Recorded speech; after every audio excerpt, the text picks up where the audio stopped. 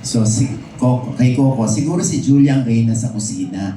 Hanggang saan ang power ng pagiging reyna ni Julia? Siya ang reyna ng aming tahanan. Kasi, isa pang sikreto bilang lalaki, lalo na ako kasi laking kali ako eh. Tapos syempre sanay na sanay akong pagsapalaran sa araw-araw ng buhay. Natuto ako sa haba ng relationship namin, kaya ako sinasabi siya ang reyna ng aming tahanan bukod sa kusina. Kasi natuto ako mag-adjust. Natuto ko talaga na kailangan, kahit ako bilang lalaki, ako yung may opinion, ako ang ano ng bahay namin. Hindi. Later on, natututo ka na para ang bahay nyo maging masaya at maging tahimik, kailangan bilang lalaki natututo kang manahimik. Manahimik, mag-adjust at umunawa. Kaya yun ngayon sa bahay namin, pag sinasabi, tanong nyo kay Julia.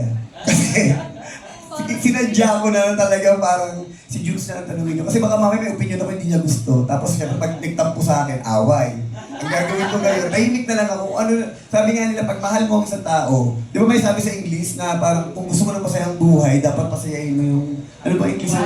Happy wife. Happy wife, happy life. Yeah. Yun na lang ang nasa isip ko. Kung bakit ako ganun, tumahimik na lang ako. Adjust na lang. Yun yung ano ko. So, ano yung karaniwang pinagtatalunan ninyo? Baka kala Kahit nila mal- balita ako. Kahit maliliit na bagay ito. Coach, normal kasi kami tao eh. In all aspect, di ba? Normal kami pag nasa bahay kami, totoo kami, hindi kami artista, hindi kami yung character namin. Marami rin kami mga maliliit na issue na pinag-aawayan or pag meron mga bagay na hindi pinagkakaintindihan. Pero ang pinaka-importante, sabi ko nga, kung ano yung natutunan namin doon. Siyempre, nung nagsisimula kami, pareho kami passionate eh. Lalo na ako, galing ako sa indie eh, di ba? Pero ngayon sabi ko, siguro bukod na rin kapag, alam mo yan, mamature ka na, nauunawaan na magbigay. Ano yun muna. And then, para rin maramdaman niya na parang meron siyang, meron siyang say doon sa inyong tahanan. Alam niyo po, may kukwento. Alam niyo, isang pinakamatinding hindi namin pagkakaunawaan. Kapag bumibili kasi ako ng kahit anong bagay, gusto ko pareho kami. Kung meron na po, gusto ko meron din siya. Oo, ganoon. Corny ako eh. One time, namimili ako, bili ako ng bili para sa kanya. Siya naman ayaw niya, wag na, tatay, wag na, sobrang na, wag na. Eh ako yung kaligayahan ko, siya naman nahihiya. Tapos hanggang sa nagkatampuhan kami. Pero mo namimili kami, nagkatampuhan kami kasi binibilang ko siya, ayaw niya, dahil nahihiya siya sa akin. Siyempre, nagkaroon kami ng di pagkakaunawaan, di kami nag-uusap, di kami nagpapansinan. Pero nung na-realize ko, ang ganda rin. Bakit? Kasi, siyempre yung iba, di ba sinasabi nga natin na parang pabili dito, pabili dyan, pabili dito. Siya naman napakatipid. Sabi ko, napakaswerte mo naman. Hindi dahil nagkukuripon ako, kundi. Kasi nasabi ko, kasi initignan niya na parang kung okay pa naman siya at hindi siya maluhong tao. Kaya doon ako na-proud sa kanya, sabi ko, inaano ko sa sarili ko na parang sabi ko, ang swerte ko kasi alam ko, katulad niya sabi ko nga, yung finances, lahat ng namin siya may hawak. Kaya alam ko na nasa safe ako na posisyon o na lugar sa aming tahanan. Oh. Ano naman masasabi mo doon, Julia? Actually, pakiramdam ko po birthday ko ngayon. Kasi parang na-highlight ang pagiging babae ko today. Thank you! At yun naman po, siguro nga sabi nga namin, kaya rin po kami nag-work kasi hindi siya bilang alpha sa amin, kumbaga leader talaga namin siya sa family. Hindi mo mafe-feel na hindi nga siya nag-give. Open siya to any advice, any communication. So siguro parang ako din as babae, na-appreciate ko kasi asarap din na napapakinggan kay. Tapos syempre, ang goal ko lang naman in life and as partner po niya, syempre magabayan ko rin siya sa mga bagay-bagay na ano man yung pwede kong makabawas sa problema niya, pwedeng makabawas sa intindihin niya, makatulong man lang. So yung tandem namin, kaya namin nasasabi rin siguro, natatawag rin namin perfect. Kasi nga, it takes two to tango. Laging tulungan, laging isipin yung isa, lagi kayong tandem talaga in life. Nung araw kasi kwento ko na, ngayon lang kasi tayo nakakapag-open na tao. Nung araw kasi, Relax ko sa inyo. nung araw kasi, siyempre bata sa akin si Jules. Ako lahat nagtuturo sa kanya. Ako nagturo sa kanya paano mag-drive, kumuha ng driver's license, mag-ipon, mag-ano sa bangko, lahat. Ako nag-aayos kasi mas ako sa kanya eh, mas kaisad ako sa kanya eh. Ngayon, syempre si Jules, nagmamature din, and ito na yung namin. Talagang pinaano namin na pantay kami. Pero syempre, sabi ko nga, ang posisyon ko o ang ano ko, ako yung taga-trabaho. Ako yung taga-isip. Pero after that, bago ako mag-desisyon, ibinibigay ko muna sa kanya. Kasi ayoko nga magka-conflict eh. Ayoko nga nag-desisyon lang ako kasi hindi ko siya kinonsider. Lagi yun, lagi kong ibabato muna sa kanya bago ako mag-ano. At minsan kadalasan, siya muna, sa kanya na lang ako pag kung anong opinion niya, titignan ko kung sasang-ayon ako, saan kami magkakaroon ng final decision. Which is yun yung pinagdaanan namin di sa mahabang panahon na napakalaking bagay na nakatulong sa amin as a partner. Yun po. Oh, kaya kayo perfect match. Tama! Oo. Diba? Oh, anyway, meron pang tanong si Gord. Yes, Nay! Okay. So si Julia Robang nasusunod sa budgeting at sa mga pangangailangan sa bahay. Wala ka ng say, Coco? Lahat siya. Wala na ako say. Basta ako lang, ang partikular talaga sa bahay, taga-trabaho, taga-check. Lahat ng mga sira, lahat ng ano. Ako magkasabi sa kanya, nanay, pagawa na po natin yun. Kasi kita natin yung mga ano. Kasi sa amin sa bahay, ngayon pa lang, sabi ko nga, sa age namin, ini-insist ko na, sabi ko nga, very Filipino kami. Kumbaga, ang inaano na namin, gusto namin, sabi ko, dati kasi di ba pagbagay sa'yo, babe, han, love. Sabi ko, in advance ko na. Sabi ko, gusto ko habang ano ko, ang tawag sa atin, sabi ko gano'n, kaya tawagan namin nanay, tatay. Oh. Kasi, yun nga eh, ang inaano ko yung kultura natin eh, which is yun kasi ang nawala sa ating mga Pilipino eh. Kaya sabi ko in all aspect na sana, sabi ko, kahit sa bahay lang namin, may balik natin yung pagrespeto, yung kultura ng mga Pilipino, kung ano yung core natin bilang isang Pilipino. Tama. Ay, Nay, may follow-up question dyan si Kuya Gorgie. Oh. Sabi niya gano'n, siyempre kung sa tahanan, di ba, si Miss Julia at nasusunod. Direct sa CCM Productions naman daw po.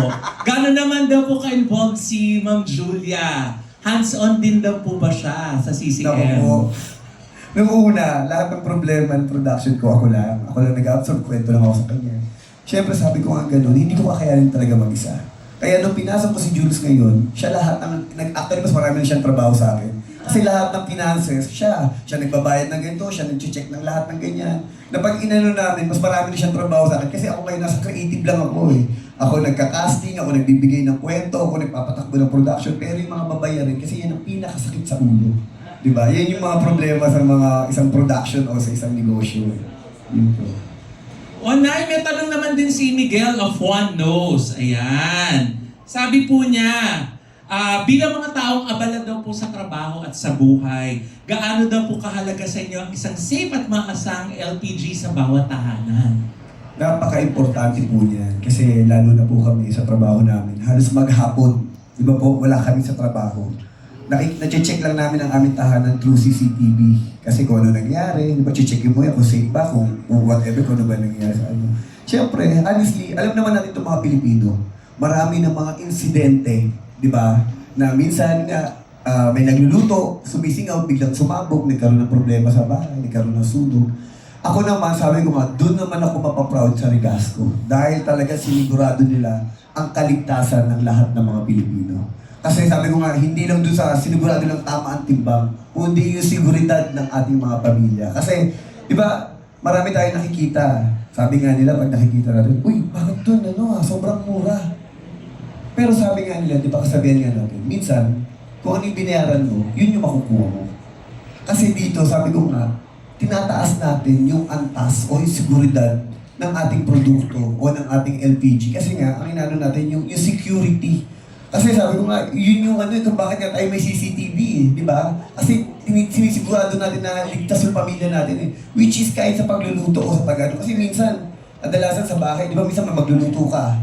Minsan naiiwan mo, liligat ka ng konti, pala may singaw na pala yung LPG mo. Kaya sabi ko nga, natutuwa ako dahil sabi ko, proud ako sa Rigasco, sa ini-endorse ko dahil alam ko nang iniisip nila ay yung mga tao, hindi lang yung negosyo po nila. Oh, ito nga, yan nga. Salamat, Coco, dahil meron pang tanong dito si Natalie Tomada ng Philippine Star.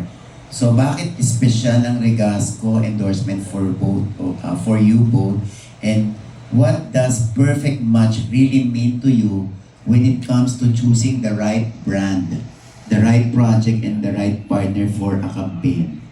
Ba't ganun kayo kamitikuloso sa pagpili ng i-endorse? Kasi Coach, hindi yung like kami ngayon, yung kung nasan man kami ngayon, hindi naman namin to nakuha sa isang pilik lang. Hindi naman kami sumali sa isang reality and then after that nanalo and then nandito na kami. Pinaghirapan namin to. Lalong-lalo na ako yung nagsimula ako sa lahat sa indie films. Alam naman ng karamihan sa atin yung history ko. Talagang ginapang ko. From indie films, napasok ako sa television, from talent, extra, support, kontrabida, and then after that, nabigyan ako ng break. Sabi ko, lagi kong pinag-iisipan na parang ang isang bagay kasi, lalo na kami napaka-importante po para sa amin, na parang kung anong bagay na ini-endorse namin, yun kasi ang pinagkakatiwalaan ng mga tao. Kaya nga kami yung kinuha endorser. Kaya nga kami, kasi, kumbaga, pag nasira ang produktong yun, kagaya po sabi ko kanina, masisira rin ang lahat ng mga pinaghirapan namin. Kaya nandito kami ngayon sa inyong harapan dahil ganun kami ka-proud. Lalo na ako, 3 years na ako. Kasi kunyari, kung halimbawa may nakita akong mali o pangit sa sistema o sa produktong in-endorse ko, in 1 year, I'm sure aalisin na ako ng manager ko dito. Pag-uusapan na namin yun na sayang yung pinaghirapan natin sa mahabang taon, makakasira sa ano natin. Kasi ang makikita dyan yung pangalan mo. Yun po. Kaya, sabi ko nga, yung tiwala na ngayon nandito kami sa harapan ninyo, ibig sabihin, ganun po kami ka-proud sa Rigasco. Kaya po namin ito ini-endorse. So, yan. So, wala bang lugar ang pagpasok sa politika kay Coco? Wala po. Ang bilis Hindi naman tagabantay eh. Maraming, honestly, ano naman to. Matagal na yan. Almost every pag may election, lagi akong tatanungin dyan. Paulit-ulit na sila ko. Sabi ko, honestly, wala akong interest. Kasi nakikita ko kung gaano kahirap. Diba? Hindi ko sinasabing meron naman tayo talaga na matinong politician. Pero napakahirap na sitwasyon. Kasi like kunyari po ngayon sa sitwasyon kong ganun, kung nakakatulong naman ako kahit konti sa ating mga kapwa Pilipino, kahit sa sarili kong pamamaraan, okay na ako dun. Kesa ang gawin ko is, ano po yung pangalan, yung sarili ko doon. And then after that, syempre, iba-iba ang intention sa'yo ng tao eh. Depende kung ma-appreciate nila yung ginagawa mo o sisirain ka nila. Kaya sabi ko nga, mas better na to na tahimik na lang kami bilang partner and then tahimik na lang din ako sa trabaho ko. At least, sabi ko, sa simpleng pamamaraan, mas makakatulong tayo sa maraming mga Pilipino. Yes. Ayan. At syempre, alam mo, habang nagsalta si Direk Coco at si Miss Julia, no, mas lalo talagang, nagiging affirmative, no? It's an affirmation talaga na perfect match sila at perfect talaga sila maging endorsers ng Rigasco, di ba? Dahil nga talagang nakikita natin yung kanilang partnership sa buhay, pati sa mga partnership nila sa mga endorsements. Kasi kung gaano kami tikuloso si Direk Coco at si Miss Julia sa showbiz, ganun din dun sa mga ini-endorse nilang mga brands. Actually, sa patatadoy ko na po, si Ma'am Maloy, si Josa, nakatrabaho ako, si Oji. Sa totoo lang po, mahigpit ako. Napakahigpit ko pagdating sa trabaho, napaka-bitikuloso ko. Yung iba, siguro baka misunderstood ako, akala nila na nasungit ko o ano. Kasi sabi ko nga, nasa trabaho ako eh. Which is, ganun din ako sa mga bagay sa mga produkto na ini-endorse ko. Hindi sa akin pwedeng lulusot. Kasi sabi ko nga ganun, pinagkatiwalaan ako ng mga boss ko, pinagkatiwalaan ako ng mga tao, hindi ko sisirain yung pangalan ko. Kasi pag trabaho. Yun po yung pananaw ko sa buhay ko. Kaya, kaya ako sinishare to kasi nga, bukod kasi sa ini-endorse ko, pati po sa mga projects na ginagawa ko, ganun din po ako. Mas inuuna ko yung kapakanan ng ibang tao, kahit na sabi ko nga, kahit na dumarating yung pagkakataon na minsan, dahil ako kahit na paano, nakakapag-produce ka sa mga pelikula o sa mga show sa ginagawa namin. Kahit malugi, okay lang. Basta sabi ko nga, ang importante, yung pangalan na may iwan ko sa mga tao. Yun po yung pagkatao ko bilang Yes. Correct, tama. Alam mo, habang nagsasalita si Coco, nakatingin ako kay Julia. Kasi parang siyang amazed na amazed kay Coco. Yeah. Ano yung laman ng isip mo habang nagsasalita si Coco ng kanyang wisdom, ng mga experiences niya? Totoo po yung term nyo, na-amaze talaga ako sa kanya everytime. Kahit lagi ko siyang kasama. Kasi kung tutusin po, apart pa lang po ng heart ni Coco yung nakikita ng lahat. Kasi sobrang buti ng puso nito. So yung mga intentions niya na tumulong, sobrang marami pa po yung hindi nyo alam. Kasi ganyan po siyang klaseng tao, ganyan po siya ka-private, hindi na pinaalam. Pero wala lang, parang every time, every day na amaze ako sa growth niya, sa buti ng puso niya, at yung intention niya to help everybody. So, every time na parang lalo ka nai-in love. Ganun pa natin yung gano'n. Oh. Yun. Ayan. Kami din naman po nai-in love. Kadire ko. Hindi. Alam niyo, meron ako isang na i-share sa inyo. Ito, one time, George, may kumukuha sa akin isang para mag-endorse. Pero hindi siya akma sa aking pananaw o prinsipyo sa buhay. Kasi sabi ko nga, kasi pag everything nagsasalita ako sa mga tao, pag nabibigyan ako ng pagkakataon, lagi ko sinasabi si hard work. Kasi doon ako nagsimula eh. Isang araw, may kumukuha talaga sa akin na gusto ako mag-endorse ng isang gambling. Sabi ko, hindi ako magsasalita tungkol niya, pero hindi ko kasi pananaw sa buhay yan. Kasi sabi ko, nagsimula ako sa pinakamababa hanggang umabot ako dito.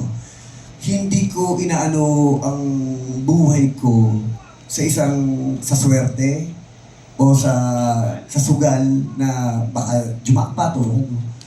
Kasi para sa akin, na lahat ng pinaghirapan mo, alam mo kung paano mo siya pahahalagahan. Tinanggihan ko yung isang nag-aalok sa akin na endorsement. And then after that, binalikan ako. Hindi ko akalain sa talang ng buhay ko na o-opera na ako ng ganong kalaking halaga. Alam niyo, tapos after that, nung diniscuss namin yan ni Jules and then my manager, ganun. Sabi namin ganun, aanin natin ganito kalaking halaga, pero kung ano naman yung masisirang buhay ng mga tao. Hindi ko sinasabing against ako. Sinasabi ko lang to, personal opinion ko to. Kasi sabi ko nga, marami kasi ako nakita na naging happy, naging ganyan, then after that, nasira yung buhay. Parang hindi ko yata ngayon. Kasi sabi ko, kung ano man meron na lang tayo, kung ano man meron na lang ako, okay na yun. Kaysa maghahangad pa ako ng sobra-sobra, and then after that, alam ko naman marami akong masisira ng mga tao. Yes. Kaya ako kinukwento to kasi sabi ko nga, hindi porkit may nagbigay sa akin ng trabaho, naghanap sa akin ng trabaho, ginaganap ko agad.